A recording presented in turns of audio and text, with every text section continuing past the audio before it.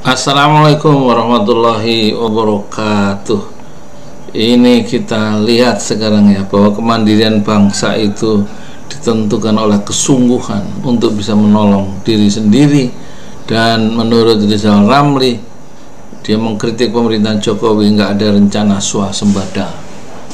Swasembada itu mengelola atau menumbuhkan kekuatan pangan dalam negeri ya, memiliki suatu usaha sendiri, nggak usah impor ya.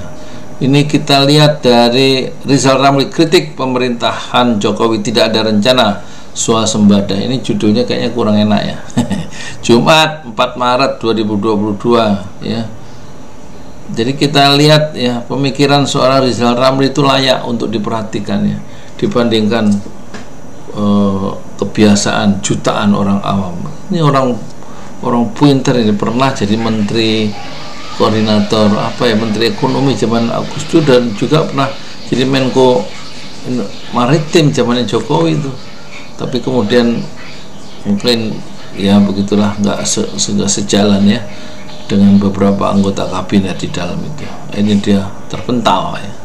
Jakarta, CNN, mantan menteri koordinator bidang kemaritiman Rizal Ramli, mantan Menko bidang kemaritiman Rizal Ramli, mengkritisi pemerintahan Presiden Jokowi yang disebut tidak memiliki rencana swasembada kedelai. Padahal masalah kedelai bukan hal baru lagi dan terjadi dari tahun ke tahun. Kenapa nggak ada rencana itu? Kita lihat apakah ada kekuatan oligarki yang lebih besar daripada keinginan seorang presiden, sehingga tidak bisa melawan keinginan oligarki itu. Hal tersebutlah yang ia nilai menjadi salah satu faktor yang mengakibatkan gejolak harga tahu tempe. Maklum 90% dari konsumsi kedelai dalam negeri dipasok dari impor. 90%, Masya Allah. Dia mencatat dari kebutuhan 2,5 juta ton per tahun kedelai, petani dalam negeri hanya bisa memasok 140.000 ton diantaranya. Nah ini sudah lama terjadi, dan sayangnya sejak pemerintahan Jokowi tidak ada rencana untuk swasembada kedelai. Terang dia pada acara Newscast CNN Indonesia TV hari Jumat malam ya, tanggal 4 Maret.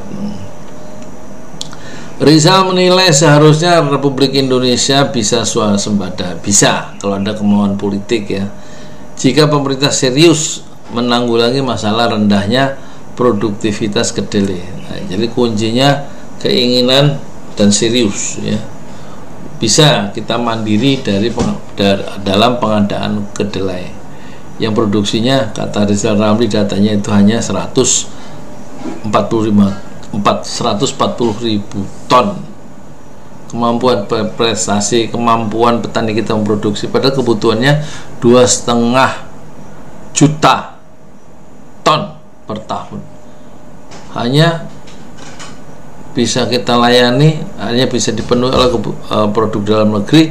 Petani-petani kita hanya menghasilkan 140.000 ton, nggak sampai 1 juta ton. Ini jadi kira-kira berapa ini? Paling 10%-nya ya, 20%-nya, 20% apa 5%-nya, sedikit ya. Ia menilai ya, swasembada itu sebenarnya kedelai maksudnya, itu bisa kalau pemerintah serius menanggulangi masalah rendahnya produktivitas kedelai. Tidak seperti bawang putih hanya bisa ditanam di tanah jenis tertentu. Ia menilai kedelai bisa ditanam secara masif di Indonesia. Dan juga kalau petani di Amerika itu 1 hektar itu bisa menghasilkan kedelai itu 5 ton ya, 1 hektar ya. Nah kalau Indonesia, petani Indonesia sangat rendah, 1 hektar itu katanya hanya 1,3 ton. Tapi di Jember itu sudah ada penelitian, ada varietas unggul dari kedelai itu 1 hektar bisa menghasilkan 2-3 ton. Nah itu kan harusnya di backup, jadi ada penelitian lagi rekayasa genetika misalnya dan lain-lain, melakukan penelitian ilmu-ilmu dasar ya khusus untuk kedelai misalnya. Itu kalau di backup oleh pemerintah dan dana yang besar, peneliti-peneliti itu mungkin insya Allah bisa menghasilkan varietas kedelai itu 1 ton itu 1 hektar bisa 10 ton, 2 kali lipat dari petani Amerika. Bisa kalau mau dan kalau serius ya. Nah, kata Rizal Ramli hanya saja ya kan, Rizal menilai kebijakan pemerintah itu tidak berpihak kepada petani, yang ujung-ujungnya mereka itu males nanam kedelai. Misalnya harga di level petani yang hanya 5.000 rupiah per kilo, sedangkan harga di retail dipatok 11.000 per kilo. Iya, di pasar itu 11.000, dari petani cuman 5.000, untung pedagang ya. Petaninya tetap gigit jari, sehingga mereka buntung tanam kedelai, sehingga justru solusinya impor kalau ada masalah impor. Kalau itu sih nggak perlu pemerintah yang canggih, itu mah pedagang saja yang suruh kerjain. Sayangnya policy untuk memperbesar suplai kedelai nyaris tidak ada. Policy itu kebijakan politik yang berpihak pada petani kedelai, itu nggak ada. Untuk memperbesar suplai kedelai yang supaya banyak itu gimana? Ya menanam kedelai dalam jumlah masif di seluruh Indonesia, dan juga adanya penelitian baru untuk menemukan varietas unggul kedelai. Itu kalau ada policy, ada kemauan, keputusan politik, ada goodwill, ada kemauan dan serius ya, insya Allah bisa. Itu yang dimaksud oleh Rizal Ramli. Tidak hanya Jokowi saja yang ia sentil, ia juga mengkritisi Menteri Koordinator Bidang Perekonomian Airlangga Hartarto. Dia menilai Airlangga justru sibuk kampanye politik dibandingkan mengerjakan tugasnya, sama dengan seperti Erick Thohir. Dari kacamata Rizal, meskipun Airlangga menjadi penengah atau koordinator antara Kementerian Perdagangan, mestinya Airlangga menjadi penengah atau koordinator antara Kementerian Perdagangan dan Kementerian Pertanian dalam mencari solusi masalah pangan di dalam negeri, nggak hanya kedelai ya.